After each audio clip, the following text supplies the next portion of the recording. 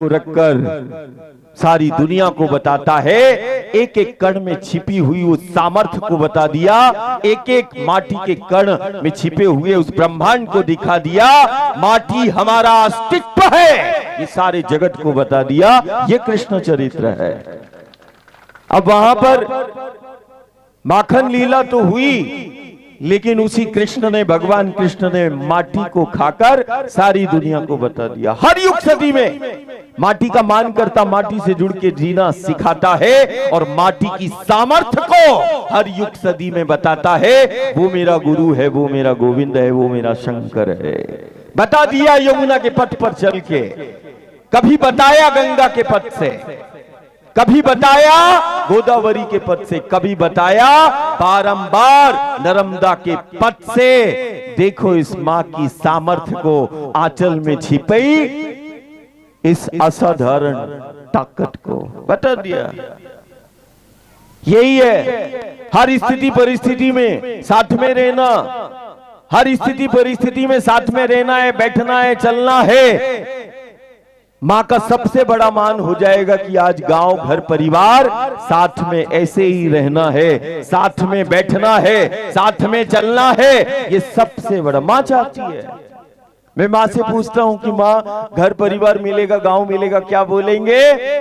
तो मां बोलती है साथ में रहना सिखा दे, साथ में बैठना सिखा दे, साथ में चलना सिखा दे। हर एक समस्या का समाधान वो खुद ही कर लेगा जब गांव और घर साथ में बैठ जाएगा और चल जाएगा, अपने आप हो जाएगा।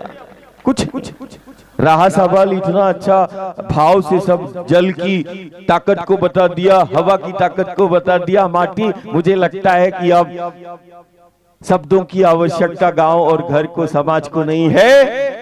वो जीवंत तो उस चरित्र को देख रहा है कि देख नर्मदा के जल में क्या है, वायु में क्या है। देखो विंध्याचल को, देखो सतपुड़ा को, देखो अरावली की उन पर्वतमालाओं को, देखो गिरनार को, और देखो गोवर्धन और कामदगिरी की सामर्थ्य को। हम तो सिर्फ इतना कहते हैं, सबसे बड़ा धर्म अपनी माटी से जुड़ना और अपनी संस्कृति से जुड़ना है। आज का सबसे बड़ा धर्म है अपनी माटी का मान करो। जाति से हम अलग अलग हो सकते हैं, जाति पंथ संप्रदाय से अलग हो सकते हैं, हमारी जातियां अलग हो सकती है, लेकिन माटी हमारी एक है।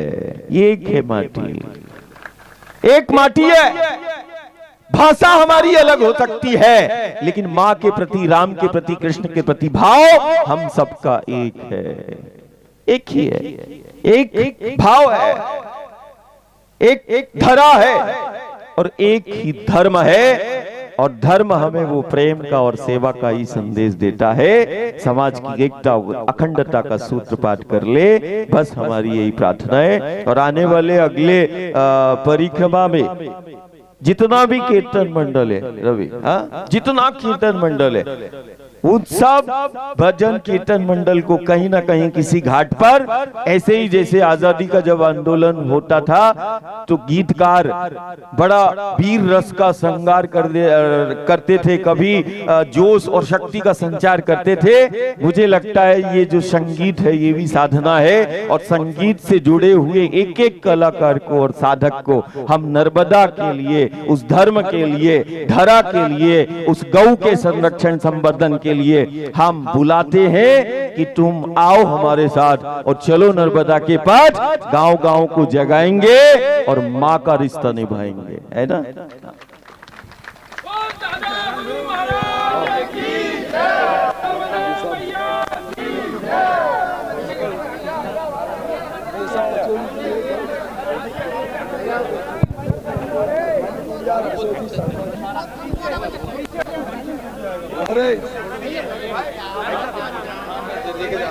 बोल सदगुरुदेव भगवान की, सदगुरुदेव भगवान की, दादा गुरु भगवान की, नर्मदा मैया की, नर्मदा मैया की।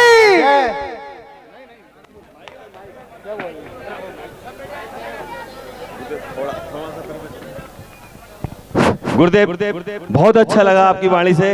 तो एक बार इच्छा है कि आपके मुखारबिंद से थोड़ा सा प्रवचन और दे रहे हैं। हम अब्दुल्लागंज जाएंगे, निश्चित आएंगे और हम परिक्रमा के बाद हम अब्दुल्लागंज में संवाद करेंगे, परिवार से मिलेंगे, हमारा वचन है। आज बहुत अच्छा भजन और ये प्रतियोगिता हो रही है, अद्भुत है, अद्भुत है, अद्भुत है। और भजन कीर्तन ही एक यज्ञ है, साधना है, ये भी साधना हो रही है ना।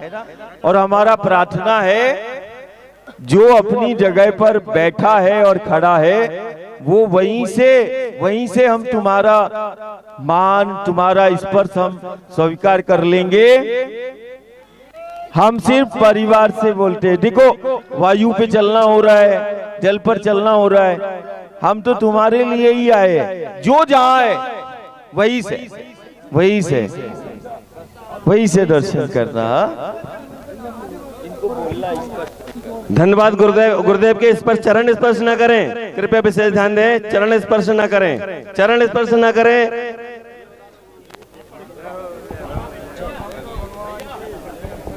हेलो बोला गुरु महाराज की, नर्मदा मैया की। गुरुदेव नगर में पधारे, इस भजन प्रतियोगिता में पधारे, उनका कोटि कोटि हार्दिक हार्दिक अभिनंदन।